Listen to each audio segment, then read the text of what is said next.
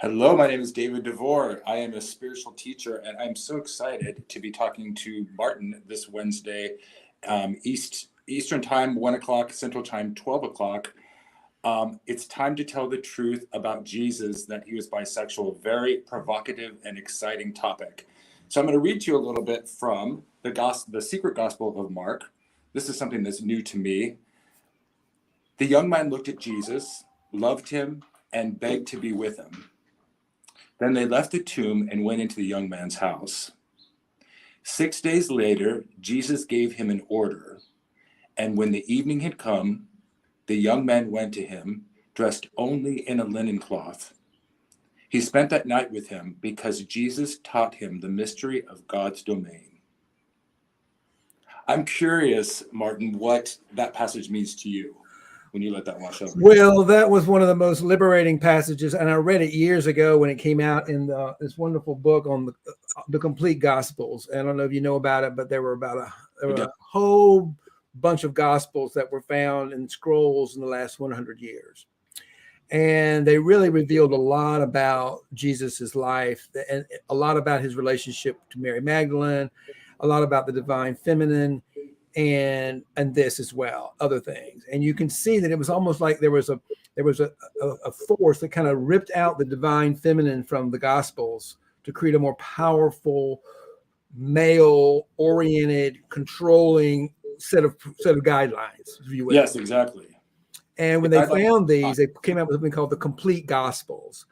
And when you begin to read the story of Jesus from the complete picture of his relationship with Mary Magdalene and this type of gospel as well, and this is believed to have come from the canonical gospel of Mark that's in the Bible.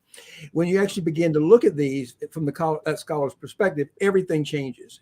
And you begin to see Jesus as really a teacher of non-duality, a teacher of a higher level of consciousness. And that's what the kingdom of heaven was.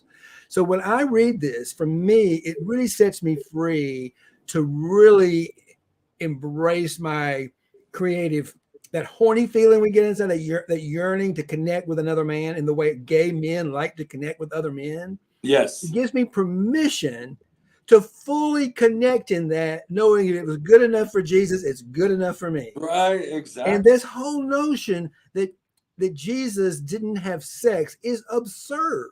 It's absolutely absurd. Right. And we're going to have a lot of fun with this on Wednesday at 1 o'clock Eastern Daylight Time, 12 o'clock Central Time, and 8 o'clock East African Time, when you and I are going to go through and pull this whole thing apart and expose all these false narratives that the institutional church, I mean, I'm not just talking about the Christian, I'm talking about every institution out there that is taking away our power by coming up with a set of beliefs and opinions about what gets you into heaven and hell, because all of it's nonsense. Yes. So I just thank you I just want to come over here today with you and just share what's coming up. So people can mark their calendars and get ready for this very exciting conversation. It's such an important topic. I'm so glad that we're talking about it. It's so liberating, and it is for me, and it really changed the way it changed my relationship to myself, to be more loving to Martin, to be more loving to my sexual partners, and most importantly, to be more